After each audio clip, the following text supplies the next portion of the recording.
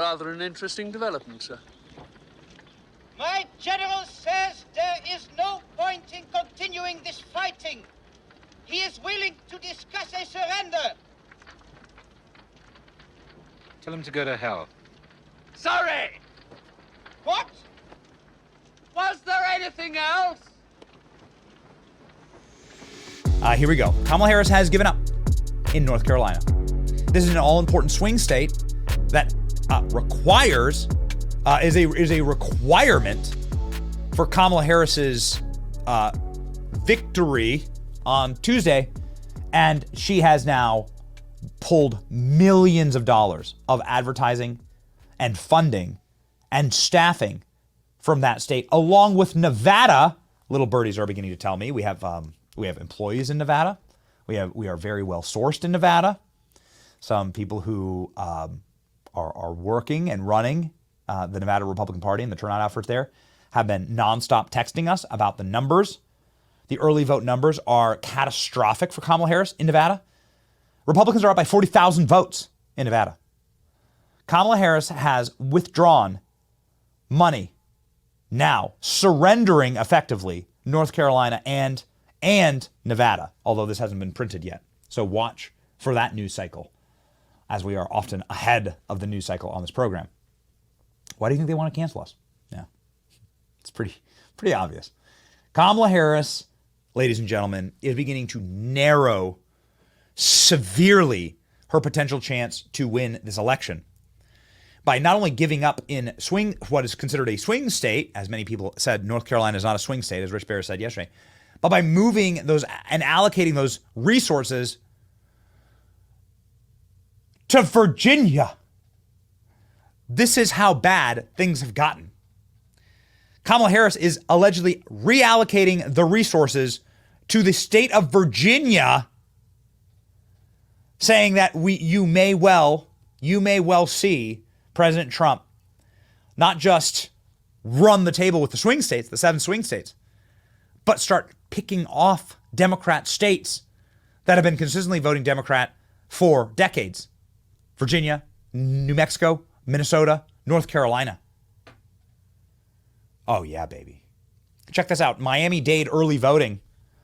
Republicans are making history. You remember Miami-Dade in Florida, here in this state. This is, of course, the liberal county around Miami and the greater overall Miami area. These are neighborhoods that are Haitian and Cuban, Honduran. There's an entire little Argentina, right? That's there in Miami. Miami is very much, by definition, a melting pot city. Much like New York, right? So it's a landing spot for so many people who immigrate to this nation. And it's flipped red. Republicans surge ahead in Miami-Dade early voting. The only chance for Democrats is not on election day, but it's in these early votes. These early votes are now turning catastrophic. Here's what the state of North Carolina looks like. Holy smokes, man. In the early vote, the chances in North Carolina is now effectively slipping away entirely. And expect this now to be something that permeates like a cancer the entire Harris campaign. Because as you begin to see the erosion, as you begin to notice the erosion in one swing state, you'll begin to see the contagion to other swing states as the headlines begin to depress and demoralize. Depressing and demoralizing Kamala Harris herself, by the way, who was asked just moments ago on CBS, the race is slipping away from you. Look at Kamala's response. It's perfect. The response of a loser. Watch. It does suggest that your momentum has slowed. Do you feel like the race is slipping away? I do not. And actually, and I agree with you. I think certainly polling is a measure, but to be frank, if I'd listened to polls, I would have never run for my first or second office. I wouldn't be here talking with you. And what I am seeing are in states such as South Carolina, North Carolina, Georgia, historic turnout. Historic turnout. Historic turnout for Trump. You dingbat. For Trump. So the race is slipping away from you. So you're losing, says CBS. And Kamala goes, actually, there's historic turnout in North Carolina. Yeah, this is what the historic turnout looks like. Historic turnout for President Trump. And that we're seeing that actually all across. Who will win North Carolina? Prediction in the 70-30 in the betting markets. Oh, man. If only Kamala Harris could hit the road and convince people and drum up her base, because what this is going to do, again, is going to cause a cancerous contagion throughout her campaign as people, and they're already talking to the press, talk about having a losing campaign. It's hard to really describe like the palette of a losing campaign, but you know it when you see it. If you were close, like the Mitt Romney team, like they knew they were going to lose. Like Jimmy Carter in 1980, like you knew they was going to lose. It was something that permeates the campaign. It's an attitude. It's a macabre morass, like dark cloud that hangs over the campaign. This now is picking up great acceleration with Kamala Harris. So much so that Kamala Harris is barking during her campaign rallies at her supporters in nonsensical, in totally nonsensical ways that don't make any sense. This is how shook this woman is. And then immediately jumping and clinging to a teleprompter like it was a door of the Titanic as you let Jack slip off into the deep. Here we go. Listen to this. Okay. So it's fake, right? So the audience has been directed to shout the name Kamala in order to try and trick people that they support her. When in fact, they probably just got a Chick-fil-A sandwich or a pack of cigarettes, got shoved onto a bus to like go here, got paid. We know there's no shortage of paid activists for Kamala Harris. And we know that based on cell phone tracking, many of these people go to the same rallies. So it's the same person at the same rally in multiple different states. It's an operation. This is why these rallies aren't open to the public. They're closed. It's an operation to create an artificial support for Kamala Harris. And then they're told, like clapping seals, to start chanting Kamala's name because they think it'll look good. But it backfires. Watch this. Okay, now I want each of you to shout your own name. Do that. Because it's about all of us. It's about all of us. And listen, I have fought my whole career to put the people first.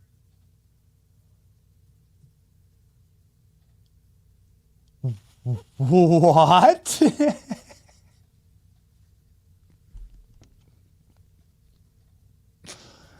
We give plenty of speeches, okay? I like to be particularly high energy in my speeches. I like to interact with the crowd. I believe my thesis on this is that people are done with listening to people just talk at them. People like to interact. We love the chat. That's why the chat's on screen. The chat's rolling.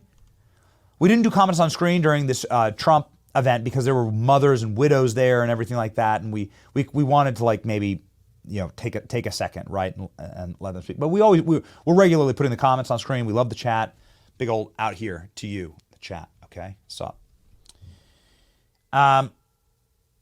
when you're going to interact with the crowd, you better do something that doesn't like silence them and cause them to go awkwardly quiet like this. This looks bad. Unmute. Shout your own name. Do that. What? When everybody like is cheering for you and then they all just stop and go, "What's wrong with you, lady?" Because it's about all of us. It's about all of us. Kamala knows that she just bombed there, and watch her watch her manically like cling to and claw, like literally take her fingernails and claw into the teleprompter like she was inside of some type of asylum, right? And she has like a special bite stick or something that like keeps her from going into a seizure.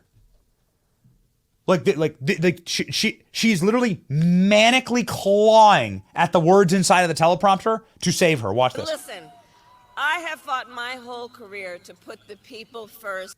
You can literally see her eyes run to the look at that. That's the teleprompter eye line right there. She's not looking at the crowd. She's just jumping to the teleprompter. We do the whole show. We've been live for 2 hours and 30 minutes. I don't have a script. We don't have a script. We have some clips that we play. I don't have a script. We have some stories we want to talk about, but we just chat. We talk with you. We tell you what we think. We tell you what the thoughts inside of our brain. Admittedly, we have a room temperature IQ, but at least we use it, and we're happy to say it. We're happy to say, we speak, and we tell you what we think. At the very least, there's no lying around here, because we actually don't have a script. We actually, and when we speak to large events, like we just spoke at a massive stadium in Georgia, at a Trump rally, we also don't have a script. We don't read off a script. We work with the crowd, work with the audience, because we actually do this all day. And we know how to interact with people. We're not bragging. It's what you should, the bare minimum for if you're going to do this profession, you should be able to interact with human beings. And not be this creep, an AI would run for president better. One of those Tesla robots, running on ChatGPT would do a better job than Kamala Harris. It probably wouldn't do this. This is excruciating. You know what also excruciating? The new clip out of ABC News. ABC News just announced that Donald Trump's going to win. ABC News just straight up said, you know what? Donald Trump has enough numbers in the swing states. Now it's Donald Trump's race to lose. Don't get complacent. Go vote. I'm going to go vote after work today in the studio. Go vote. But listen to this at ABC News.